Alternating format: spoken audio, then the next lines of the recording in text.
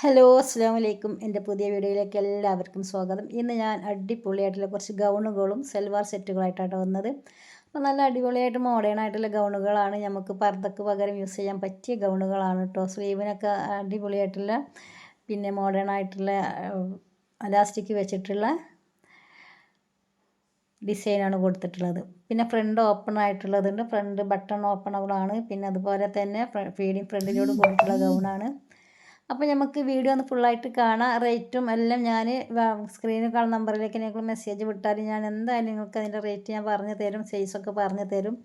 അപ്പോൾ ഞാനിതിന് റേറ്റ് കൊടുത്തിട്ട് കാര്യമില്ലെന്ന് തോന്നി. കാരണം എന്താ വെച്ചാൽ റേറ്റ് കൊടുത്തിട്ടും എന്നോട് മെസ്സേജ് വിട്ടിട്ട് റേറ്റ് എത്രയാണ് എന്നൊക്കെ ചോദിക്കുന്നുണ്ട്. അപ്പോൾ പിന്നെ ഞാൻ റേറ്റ് ഇതിലൊക്കെ എഴുതിയിട്ട് എഴുതാതെ നിൽക്കുകയാണ് കേട്ടോ. അപ്പോൾ പിന്നെ നമുക്ക് വാട്സപ്പിലൂടെ കൊടുക്കാമല്ലോ എന്ന് വിചാരിച്ച്, മെസ്സേജ് വിട്ട് കൊടുത്താൽ മതിയല്ലോ എന്ന് വിചാരിച്ച്, അതുകൊണ്ടാണ് ഞാൻ റേറ്റ് കൊടുക്കാത്തത് കേട്ടോ. അപ്പോൾ നമുക്ക് വീഡിയോ ഫുള്ളായിട്ടൊന്ന് കാണാം. പിന്നെ എനിക്ക് പറയാനുള്ളത്, നിങ്ങളെ കയ്യിലേക്ക് സാധനം എത്തിക്കഴിഞ്ഞാൽ നിങ്ങളുടെ അടുത്തുള്ള കൊറിയർ ഓഫീസിലേക്കായിരിക്കും എത്തുക.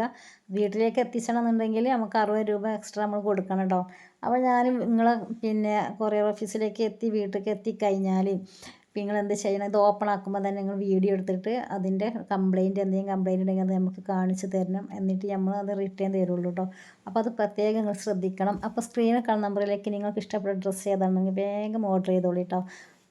10 ദിവസത്തിനുള്ളിൽ സാധനങ്ങളെ കയ്യിലേക്ക് എത്തിച്ച് തരും. അപ്പോൾ നമുക്ക് വീഡിയോ ഫുള്ളായിട്ടൊന്ന് കണ്ടാൽ അടിപൊളിയായിട്ടുള്ള ഗൗണാണ് കേട്ടോ. ഇപ്പോൾ ഇതാണ് മോഡേൺ, എല്ലാവരും ഭേദമന്യേ എല്ലാവരും ഒന്ന് യൂസ് ചെയ്യുന്ന ഇതാണ് കേട്ടോ. ഇത് ഏത് പ്രായക്കാർക്കും യൂസ് ചെയ്യാൻ പറ്റിയ ഗൗണുകളാണ് കേട്ടോ ഉള്ളത്. പർദ്ദക്ക് പകരം യൂസ് ചെയ്യാൻ പറ്റിയ ഗൗണാണ്. അപ്പോൾ നിങ്ങൾ എത്രയും പെട്ടെന്ന് ഓർഡർ ചെയ്തോളൂ ഈ സ്ക്രീനിൽ കാണുന്ന നമ്പറിലേക്ക്. അപ്പോൾ നമുക്ക് ഇനി വീഡിയോസ് ഫുള്ളായിട്ടൊന്ന് കണ്ടു നോക്കിയാലോ. സ്കിപ്പ് ചെയ്യാതെ കാണണം കേട്ടോ. എൻ്റെ വീഡിയോ ആദ്യമായിട്ട് കാണുന്നവരാണെന്നുണ്ടെങ്കിൽ സബ്സ്ക്രൈബ് ചെയ്യാൻ മറക്കരുത്, ബെല്ലൈക്കൺ അമർത്തുക. അപ്പോൾ എൻ്റെ നോട്ടിഫിക്കേഷനുകൾ ഫോണിലേക്ക് എത്തും. അപ്പോൾ നിങ്ങൾക്ക് എൻ്റെ വീഡിയോ ഫുള്ളായിട്ട് കാണാം കേട്ടോ. അപ്പോൾ വീഡിയോ സ്കിപ്പ് ചെയ്യാതെ കാണുമ്പോഴാണ് നിങ്ങൾക്ക് ഏതാണ് ഡ്രസ്സ്, എത്ര ഡ്രസ്സ് ഉണ്ട്. ഒരു ഡ്രസ്സ് തന്നെ 4 കളേഴ്സിലൊക്കെ വരുന്നുണ്ട്, 2 കളേഴ്സിൽ വരുന്നുണ്ട്. അപ്പോൾ നിങ്ങൾ സ്കിപ്പ് ചെയ്ത് പോകുമ്പോൾ അത് നിങ്ങൾക്ക് ഇഷ്ടപ്പെട്ട കളേഴ്സ് വേണമെങ്കിൽ സ്കിപ്പ് ചെയ്യുന്നതിൻ്റെ ഉള്ളിൽ പെട്ടുപോകും. അപ്പോൾ അതുകൊണ്ട് സ്കിപ്പ് ചെയ്യാതെ വീഡിയോ ഫുള്ളായിട്ട് കാണുക. അപ്പോൾ വീഡിയോ കണ്ട് പിന്നെ ഇഷ്ടപ്പെട്ടിട്ടുണ്ടെങ്കിൽ ലൈക്കും കമൻറ്റും ഷെയറും ചെയ്തതിനെ സപ്പോർട്ട് ചെയ്യാൻ ഒരിക്കലും നിങ്ങൾ മറക്കും ചെയ്യരുത് കേട്ടോ. അപ്പോൾ നമുക്ക് വീഡിയോയിലേക്ക് പോകാം.